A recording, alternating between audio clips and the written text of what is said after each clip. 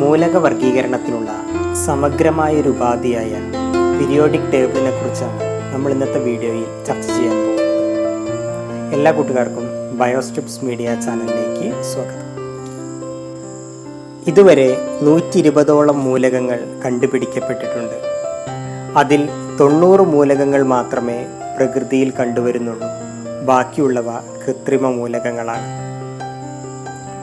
മൂലക വർഗീകരണത്തിൻ്റെ ആദ്യകാല ശ്രമങ്ങളാണ് നമ്മൾ ആദ്യമായി ചർച്ച ചെയ്യാൻ പോകുന്നത്.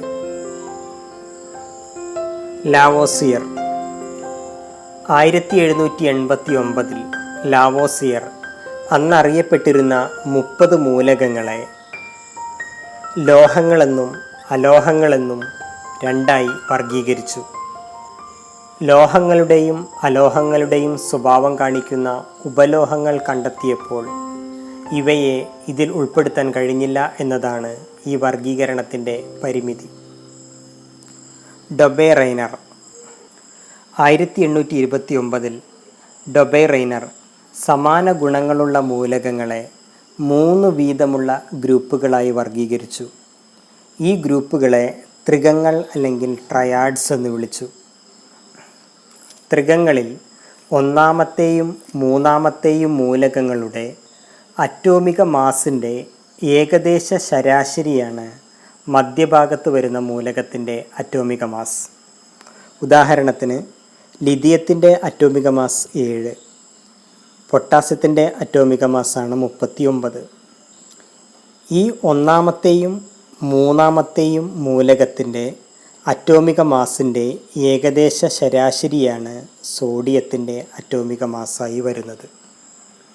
പക്ഷേ എല്ലാ മൂലകങ്ങളെയും ഉൾപ്പെടുത്തി ത്രികങ്ങൾ ഉണ്ടാക്കാൻ കഴിഞ്ഞില്ല എന്നത് ഇതിൻ്റെ ഒരു പരിമിതിയായിരുന്നു. ന്യൂലാൻഡ്സ് 1866 ന്യൂലാൻഡ്സ് അന്നറിയപ്പെട്ടിരുന്ന 56 മൂലകങ്ങളെ അറ്റോമിക മാസിൻ്റെ ആരോഹണ ക്രമത്തിൽ വിന്യസിച്ചു. ഇങ്ങനെയുള്ള ക്രമീകരണത്തിൽ 8ാമത് വരുന്ന ഓരോ മൂലകവും ഒന്നാമത്തെ മൂലകത്തിൻ്റെ ഗുണങ്ങൾ പ്രദർശിപ്പിക്കുന്നതായി അദ്ദേഹം കണ്ടെത്തി. സംഗീതത്തിലെ സപ്തസ്വരങ്ങൾ പോലെയായിരുന്നു ഈ ആവർത്തനം. ഇതിൻ്റെ അടിസ്ഥാനത്തിൽ അദ്ദേഹം അഷ്ടക നിയമം അല്ലെങ്കിൽ ലോ ഓഫ് ഒക്ടേവ്സ് ആവിഷ്കരിച്ചു. ഇവിടെ നമുക്ക് നോക്കിക്കഴിഞ്ഞാൽ കാണാം, ലിഥിയം ഒന്നാമത്തെ മൂലകം, 2, 3, 4, 5, 6, 7, 8ാമത് വരുന്ന അടുത്ത മൂലകമാണ് സോഡിയം. ഇങ്ങനെ ക്രമീകരിക്കുന്ന സമയത്ത് 8ാമത് വരുന്ന എല്ലാ മൂലകങ്ങളും ഏകദേശം ഒരേ സ്വഭാവം കാണിക്കുന്നതായി അദ്ദേഹം കണ്ടെത്തി. എന്നാൽ അറ്റോമിക മാസ് കൂടിയ മൂലകങ്ങളിൽ ഇത് പാലിക്കപ്പെടുന്നില്ല എന്നത് ഇതിൻ്റെ ഒരു പരിമിതിയാണ്. ദിമിത്രി ഇവാനോവിച്ച് മെൻഡലിയേവ് മൂലക വർഗീകരണത്തിന് ആദ്യമായി ഒരു ടേബിൾ ഉണ്ടാക്കിയത് റഷ്യൻ ശാസ്ത്രജ്ഞനായ ദിമിത്രി ഇവാനോവിച്ച് മെൻഡലിയേവാണ്. പീരിയോഡിക് ടേബിളിൻ്റെ പിതാവ് എന്നാണ് ഇദ്ദേഹം അറിയപ്പെടുന്നത്. മെൻഡലിയേവ് പീരിയോഡിക് ടേബിൾ നിർമ്മിക്കുമ്പോൾ 63 മൂലകങ്ങളാണ് ഉണ്ടായിരുന്നത്. ഈ മൂലകങ്ങളെ അദ്ദേഹം അറ്റോമിക മാസ് കൂടി വരുന്ന ക്രമത്തിൽ പട്ടികയിൽ വിന്യസിച്ചു. ഇങ്ങനെ വിന്യസിക്കുമ്പോൾ മൂലകങ്ങളുടെ ഭൗതിക രാസഗുണങ്ങൾ ക്രമമായ ഇടവേളകളിൽ ആവർത്തിക്കുന്നതായി അദ്ദേഹം കണ്ടെത്തി. ഇതിൻ്റെ അടിസ്ഥാനത്തിലാണ് പീരിയോഡിക് നിയമം ആവിഷ്കരിച്ചത്. മൂലകങ്ങളുടെ രാസഗുണങ്ങളും ഭൗതിക ഗുണങ്ങളും അവയുടെ അറ്റോമിക മാസിൻ്റെ ആവർത്തന ഫലങ്ങളാണ് എന്നാണ് പീരിയോഡിക് നിയമത്തിൽ പറയപ്പെടുന്നത്. പീരിയോഡിക് ടേബിളിൽ കുത്തനെയുള്ള കോളങ്ങളെ ഗ്രൂപ്പുകൾ എന്നും വിലങ്ങനെയുള്ള കോളങ്ങളെ പീരിയഡുകൾ എന്നും വിളിക്കുന്നു. മെൻഡലീവിൻ്റെ പീരിയോഡിക് ടേബിൾ ആകെ ഗ്രൂപ്പുകളുടെ എണ്ണം 8ഉം ആകെ പീരിയഡുകളുടെ എണ്ണം 6ഉമാണ്. സമാന ഗുണമുള്ള മൂലകങ്ങളെ ഒരേ ഗ്രൂപ്പിലാണ് അദ്ദേഹം ഉൾപ്പെടുത്തിയത്. അതുപോലെ കണ്ടെത്തപ്പെടാനുള്ള ഏതാനും മൂലകങ്ങൾക്ക് സ്ഥാനം ഒഴിച്ചിടുകയും അവയുടെ ഗുണങ്ങൾ അദ്ദേഹം പ്രവചിക്കുകയും ചെയ്തു.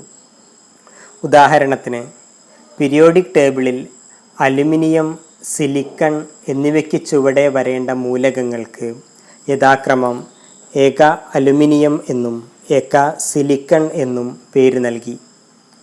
അതുപോലെ അവയുടെ ഗുണങ്ങൾ പ്രവചിക്കുകയും ചെയ്തു.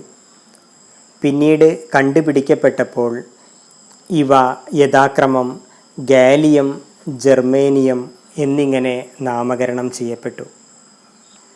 മെൻഡലീവിനോടുള്ള ബഹുമാനാർത്ഥം 101ാമത്തെ മൂലകത്തിന് മെൻഡലീവിയം എന്നാണ് പേര് നൽകിയിരിക്കുന്നത്. MD എന്നാണ് ഇതിൻ്റെ പ്രതീകം. ആധുനിക periodic table 1913 Henry Moseley x ray diffraction പരീക്ഷണങ്ങളിലൂടെ മൂലകങ്ങളുടെ ഗുണങ്ങൾ അറ്റോമിക മാസിനെയല്ല അറ്റോമിക നമ്പറിനെയാണ് ആശ്രയിച്ചിരിക്കുന്നത് എന്ന് തെളിയിച്ചു. ഇതനുസരിച്ച് മെൻഡലിയേവിൻ്റെ പീരിയോഡിക് നിയമവും പിന്നീട് പീരിയോഡിക് ടേബിളും പരിഷ്കരിക്കപ്പെട്ടു. തുടർന്ന് അറ്റോമിക നമ്പറിൻ്റെ ആരോഹണക്രമത്തിൽ മൂലകങ്ങളെ ക്രമീകരിച്ച് ആധുനിക പീരിയോഡിക് ടേബിളിന് രൂപം നൽകി. മൂലകങ്ങളുടെ രാസഗുണങ്ങളും ഭൗതിക ഗുണങ്ങളും അവയുടെ അറ്റോമിക നമ്പറിൻ്റെ ആവർത്തന ഫലങ്ങളാണ് എന്നതാണ് ആധുനിക പീരിയോഡിക് നിയമം. ആധുനിക പീരിയോഡിക് ടേബിളിൽ ആകെ പീരിയഡുകളുടെ എണ്ണം 7ഉം ആകെ ഗ്രൂപ്പുകളുടെ എണ്ണം 18ഉമാണ്. പീരിയോഡിക് ടേബിളിൽ സമാന ഗുണങ്ങളുള്ള മൂലകങ്ങൾ ഒരേ ഗ്രൂപ്പിലാണ് ഉൾപ്പെട്ടിട്ടുള്ളത്. ഓരോ ഗ്രൂപ്പിലെയും മൂലകങ്ങളുടെ പൊതുവായ സവിശേഷതകൾ അനുസരിച്ച് അവയെ വിവിധ മൂലക കുടുംബങ്ങളായി പരിഗണിക്കുന്നു. 1ാം ഗ്രൂപ്പിലെ മൂലകങ്ങളാണ് ആൽക്കലി ലോഹങ്ങൾ എന്നറിയപ്പെടുന്നത്. 2ാം ഗ്രൂപ്പിലെ മൂലകങ്ങളെ ആൽക്കലൈൻ എർത്ത് ലോഹങ്ങൾ എന്നും 3 മുതൽ 12 വരെ ഗ്രൂപ്പിലുള്ളവയെ സംക്രമണ ലോഹങ്ങളെന്നും 13ാം ഗ്രൂപ്പിനെ ബോറോൺ കുടുംബം, 14 കാർബൺ കുടുംബം, 15 നൈട്രജൻ കുടുംബം, 16 ഓക്സിജൻ കുടുംബം, 17 ഹാലോജനുകൾ, 18 ഉത്കൃഷ്ടവാതകങ്ങൾ എന്നീ പേരുകളിലാണ് അറിയപ്പെടുന്നത്. റെപ്രസെൻറ്റേറ്റീവ് എലമെൻറ്റ്സ് ഓർ പ്രാതിനിധ്യ മൂലകങ്ങൾ പീരിയോഡിക് ടേബിളിലെ 1, 2 ഗ്രൂപ്പുകളിലെയും അതുപോലെ 13 മുതൽ 18 വരെയുള്ള ഗ്രൂപ്പുകളിലെയും മൂലകങ്ങളെയാണ് റെപ്രസെൻറ്റേറ്റീവ് എലമെൻറ്റ്സ് എന്ന് വിളിക്കുന്നത്. ഇവയിൽ ലോഹങ്ങളായ lithium, potassium, calcium, magnesium, aluminium തുടങ്ങിയവയും അതുപോലെ അലോഹങ്ങളായ oxygen, carbon, phosphorus, sulphur, helium, argon, neon തുടങ്ങിയവയും ഉപലോഹങ്ങളായ സിലിക്കൺ, ജർമേനിയം, ആഴ്സനിക്, ആൻറ്റിമണി തുടങ്ങിയവയും കാണപ്പെടുന്നു. ഖരം, ദ്രാവകം, വാതകം എന്നീ വിവിധ അവസ്ഥയിലുള്ള മൂലകങ്ങളും ഇവയിൽ ഉൾപ്പെടുന്നു. ഖരാവസ്ഥയിലുള്ള മൂലകങ്ങൾക്ക് ഉദാഹരണങ്ങളാണ് ലിഥിയം, സോഡിയം, പൊട്ടാസ്യം, കാൽസ്യം തുടങ്ങിയവയും അതുപോലെ ദ്രാവകാവസ്ഥയിലുള്ള ഒരു മൂലകമാണ് ബ്രോമിൻ. വാതകാവസ്ഥയിലുള്ള മൂലകങ്ങൾക്ക് ഉദാഹരണങ്ങളാണ് oxygen, hydrogen, helium, argon, neon തുടങ്ങിയവ. ഈ ഗ്രൂപ്പുകളിലെ മൂലകങ്ങൾ ഇലക്ട്രോൺ പൂരണത്തിൽ ക്രമാവർത്തന പ്രവണത കാണിക്കുന്നവയാണ്. ഇവയുടെ ബാഹ്യതമ ഷെല്ലിൽ 1 മുതൽ 8 വരെ ഇലക്ട്രോണുകൾ അടങ്ങിയവയാണ് ഇവ. 1ാമത്തെ ഗ്രൂപ്പിലെ മൂലകങ്ങൾ എടുത്തു കഴിഞ്ഞാൽ ഈ മൂലകങ്ങളുടെ എല്ലാം ബാഹ്യതമ ഷെല്ലിലെ ഇലക്ട്രോണുകളുടെ എണ്ണം 1 ആണ്. ഉദാഹരണത്തിന് ഹൈഡ്രജൻ അറ്റോമിക നമ്പർ 1, ലിഥിയം അറ്റോമിക നമ്പർ 3 ആണ്. ബാഹ്യതമ ഷെല്ലിലെ ഇലക്ട്രോണുകളുടെ എണ്ണം 1. സോഡിയം അറ്റോമിക നമ്പർ 11, ബാഹ്യതമ ഷെല്ലിലെ ഇലക്ട്രോണുകളുടെ എണ്ണം 1. പൊട്ടാസ്യം അറ്റോമിക നമ്പർ 19, ബാഹ്യതമാ ഷെല്ലിലെ ഇലക്ട്രോണുകളുടെ എണ്ണം 1. അതുപോലെ രണ്ടാം ഗ്രൂപ്പിലെ മൂലകങ്ങൾ എടുത്തു കഴിഞ്ഞാൽ ഇവയിലെ ബാഹ്യതമാ ഷെല്ലിലെ ഇലക്ട്രോണുകളുടെ എണ്ണം 2 ആയിരിക്കും. ഉദാഹരണത്തിന് ബെറിലിയം അറ്റോമിക നമ്പർ 4, ബാഹ്യതമാ ഷെല്ലിലെ ഇലക്ട്രോണുകളുടെ എണ്ണം 2. മഗ്നീഷ്യം അറ്റോമിക നമ്പർ 12, ബാഹ്യതമാ ഷെല്ലിലെ ഇലക്ട്രോണുകളുടെ എണ്ണം 2. കാൽസ്യം അറ്റോമിക നമ്പർ 20, ബാഹ്യതമാ ഷെല്ലിലെ ഇലക്ട്രോണുകളുടെ എണ്ണം 2. ഇവയിലെ എല്ലാ മൂലകങ്ങളുടെയും ഏറ്റവും പുറമേയുള്ള ഷെല്ലിലെ ഇലക്ട്രോണുകളുടെ എണ്ണം 2 ആയിരിക്കും. അതുകൊണ്ട് തന്നെ 1, 2 ഗ്രൂപ്പുകളിലെ മൂലകങ്ങളിലെ ബാഹ്യതമാ ഷെല്ലിലെ ഇലക്ട്രോണുകളുടെ എണ്ണമാണ് അവയുടെ ഗ്രൂപ്പ് നമ്പർ.